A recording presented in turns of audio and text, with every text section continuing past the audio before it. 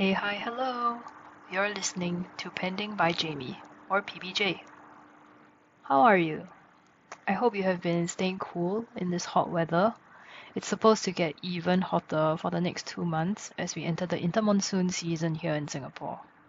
So take care, everyone. Today, I wanted to talk about this show that I just started rewatching called The Mentalist. It was recently licensed to Netflix, and I saw it on the homepage. Even though I watched the show years ago and all the way up to season 5 too, I just felt the call to watch it again, and now I'm about halfway through season 2. I just wanted to share a bit about the series and my thoughts so far. This episode will largely be spoiler free, but I have a small section before the end where I will go into season 1 spoilers. For a very brief introduction to the overall arc, the series centers around a former TV psychic, Patrick Jane. In reality, he is the titular mentalist. According to the show's definition, this is someone who uses mental acuity, hypnosis, and/or suggestion, a master manipulator of thoughts and behavior. Patrick Jane, or Jane, works with the CBI, the California Bureau of Investigation. He works with their homicide team to catch murderers. He started this job because his wife and child were murdered by a serial killer called Red John in a kind of personal revenge killing. This is the overall arc that I believe will carry through multiple seasons all the way to the end. In terms of the episode structure, it is a typical procedural. Every episode, we are introduced to a new murder case. We watch the team chase down different leads, and usually the cases close after Jane makes some kind of astute observation or convinces the team to participate in one of his hijinks to outsmart and then trap the murderer. So who's on the team? Well, we've already met Patrick Jane. He's the case closer, but some people, some of his bosses would call him a loose cannon. Next is Teresa Lisbon. That's the leader of the team who has to keep him in line. We have Kimbo Cho. I think of him as the stoic rebel. We get a little bit more of his backstory, I think, in season 2. But for now, he's generally just pretty quiet, straightforward guy. Next, we have Wayne Rigsby. I call him the gentle giant, but in a lot of the scenes where he is fleshing out his personality, he's mainly eating food. And then lastly, we have Grace Van Pelt to round out the team of 5. She's the rookie on the team, so the newest team member. I think in season 1, we also see a bit more about her almost as an antithesis to Patrick Jane. So Jane is very, I wouldn't call him scientific, but empirical, maybe is the word, while Grace is more, or Van Pelt is more spiritual, and she believes in things like psychics, where Jane is very sure that psychics don't exist because he isn't one. Yeah, so that's an introduction to the 5 main characters in the show. There are a couple of supporting characters, like their big boss and all, but I think these are the 5 main ones. So why did I decide to rewatch the show? As I said earlier, I saw that The Mentalist had been added to Netflix some time ago. I discussed this with my mom, and we weren't sure if we first saw episodes of The Mentalist on free-to-air TV or if we had borrowed the CDs from a video rental shop. If anyone remembers Video Easy from back in the day. I can't pinpoint the exact age at which I actually saw this, but we definitely watched it together as a family when I was still in school. We liked it so much that we bought the box sets. This is back when they would have the CD, DVD sets, and these would have behind the scenes, bloopers and stuff like that. So we had all of those for seasons 1 through season 5. And then we tried to get the season 6 and 7 ones, but the series went on for so long that I think they just stopped making, like it phased out into the era of streaming. So now seeing it pop up on Netflix again, I feel like it's seeing an old piece of myself or my life, and I just want to steep in that nostalgia. I was also curious to know if the show will hold up to my expectations or my memory. So, of course, as a younger child, maybe my standards for TV is a bit low. So I was curious to see if anything had changed now that I'm older, and also maybe in the context of the current time period versus this show, which was made in 2008. I also jumped on the show first, just in case there was a resurgence in popularity of the show now that it's on Netflix. On again early, then prove that I'm one of the OGs. I will find evidence that I was one of the OGs. So after finishing season one, maybe I can go into my thoughts of the season itself. What I used to like about the show. So when I was younger, what I enjoyed.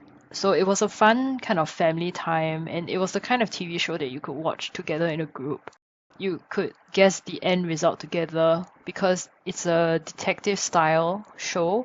You get the clues, you follow them on the investigation, and then you try and nab the perpetrator at the end. There's also an overall arc that keeps you interested across the episodes. So that's kind of the main reasons why I enjoyed the show.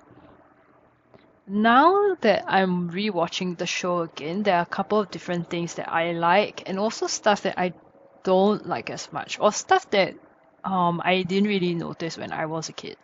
So what I like about the show now, firstly is the warm tones in season one. So the show is set in California. In general, there's this theme of red, and the entire look of the show is quite warm. There's like reds, oranges, yellows, wood tones and all. It feels very calming and warm.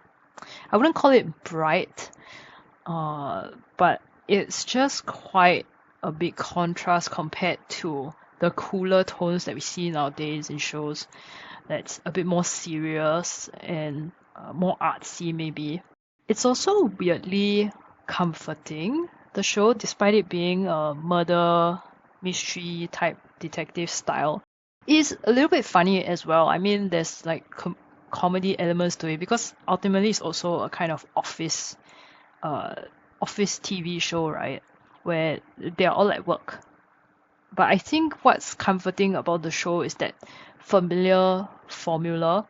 So every episode starts and ends basically in the same way, and you know exactly what to expect. I think it's like a balm in our turbulent times today. Another thing that I like about the show is, of course, the characters. Maybe this is because I am rewatching it, but the characters are so familiar. They're a little bit mysterious now because season one focuses a lot on Jane, but you can tell that the supporting characters or the other characters other than Jane, they are also more complex than they seem at first. And all of them, what they have in common is that they're ultimately portrayed as good. We get to see character development as the show goes on, and you start to see the first inklings of how the relationship dynamics between the different characters will play out. But I think I'll talk more about the characters another time. Moving on to what I don't really like about the show or some things that I noticed. I think there are some plot holes. I feel like it's a little bit of a stretch. Maybe the suspect is acting a bit stupidly, or there's some piece of evidence that I feel like is totally unrealistic.